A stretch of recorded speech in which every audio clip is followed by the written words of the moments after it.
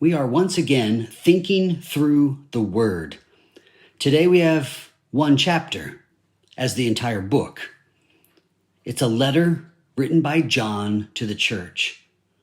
2 John, just 13 verses make up the whole letter. And today I want us to look at 4 principles that still apply to us today as the church.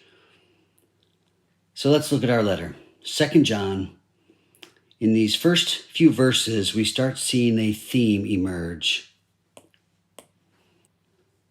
The elder to the elect lady and her children. So the elder, John, to the elect lady, perhaps a person, but could be the church and her children or her members, whom I love in truth. And not only I, but also all who know the truth. Because of the truth that abides in us and will be with us forever. Grace, mercy, and peace will be with us from God the Father and from Jesus Christ, the Father's Son, in truth and in love.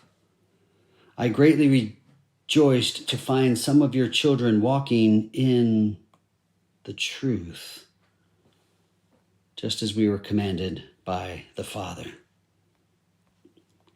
I think what we see here in these first verses is the imperative, number 1, to know the truth. Know the truth. This is a church letter, and it begins with dropping an anchor into the truth. This is why we encourage you to open your Bible and see if what is being preached each Sunday is true. This is why we would encourage you, filled by the Spirit and with the help of His understanding, to read your Bible in the course of the week, day by day. Read it book by book and come to a greater understanding of the truth that God has revealed to us. It's important that the church know the truth. But a second principle emerges, one that will then combine into application towards the end. In verse 5 we read, "And now I ask you, dear lady, not as though I were writing to you a new commandment, but the one we have had from the beginning." What is the commandment that the church is being asked to obey? The commandment, here it is, that we love one another. Love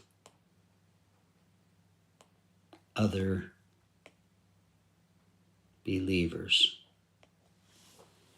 Love other believers. Same command that has anchored the Christian faith. Jesus told his first chosen disciples, "By this will all men know that you are my disciples, if you love one another." And this is love, that we walk according to his commandments.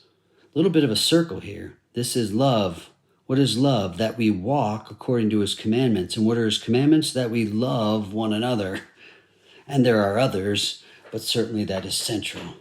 This is the commandment, just as you have heard from the beginning, so you should walk in it. So love is the command, and the command is love. And we should walk in love, ultimately because we have received love. So 2 very common, yet very core principles for the church. The truth and love. Now, these 2 principles are going to begin to take shape in practical application. So let's look on. Verse 7. "For many deceivers have gone out into the world, those who do not confess the coming of Jesus Christ in the flesh. Such a one is a deceiver and the Antichrist. Watch yourselves, so that you may not lose what we have worked for, but may win a full reward. Everyone who goes on ahead and does not abide in the teaching of Christ does not have God. So, many deceivers, they do not confess Jesus Christ coming in the flesh, the incarnation. And by the incarnation, we mean God becoming man for the redemption of sinners. So ultimately, this is a threat to the gospel. They do not confess the coming of Christ in the flesh, the gospel. So these are deceivers. Such a one is the deceiver and the Antichrist. So what is the warning? Watch yourselves, so that you may not lose what we have worked for. Our third principle: recognize error. Recognize error. Watch yourselves so that you may not lose what we have worked for. And what is it that we have worked for? Well, go back to earlier, the commands that were from the beginning, the truth, which is from the Father.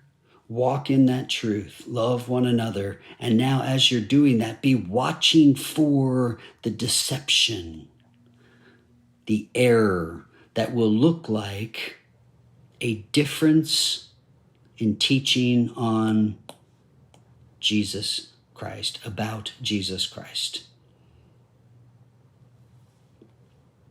Now, these all combine in our fourth principle, which is a bit of application. Verse 10.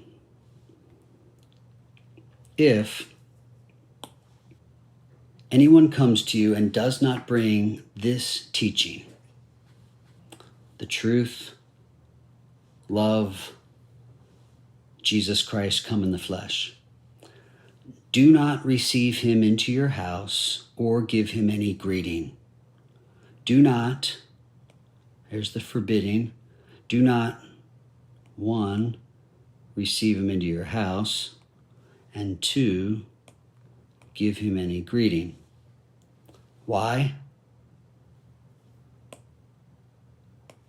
For whoever greets him takes part in his wicked works. Now, this leads us to our fourth principle, which is really the application. Don't partner with error.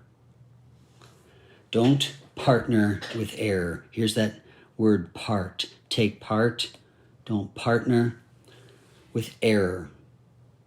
You do so by your complicit,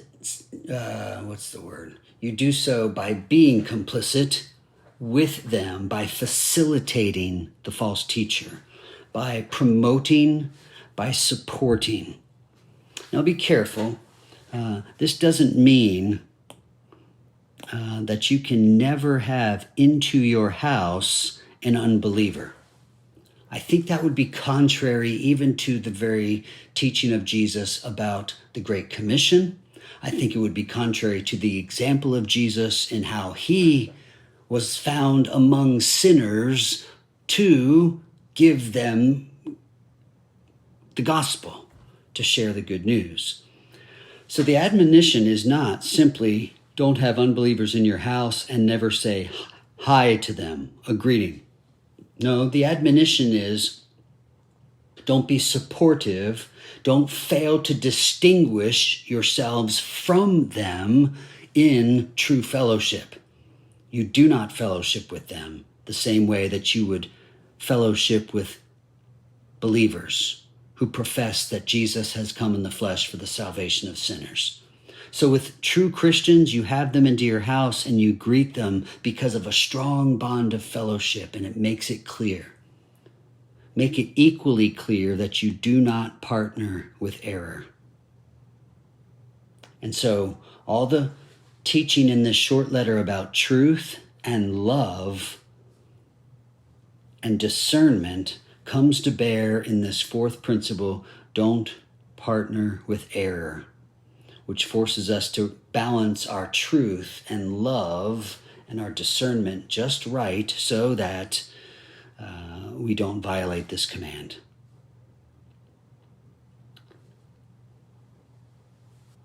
So, as the church, let's know the truth.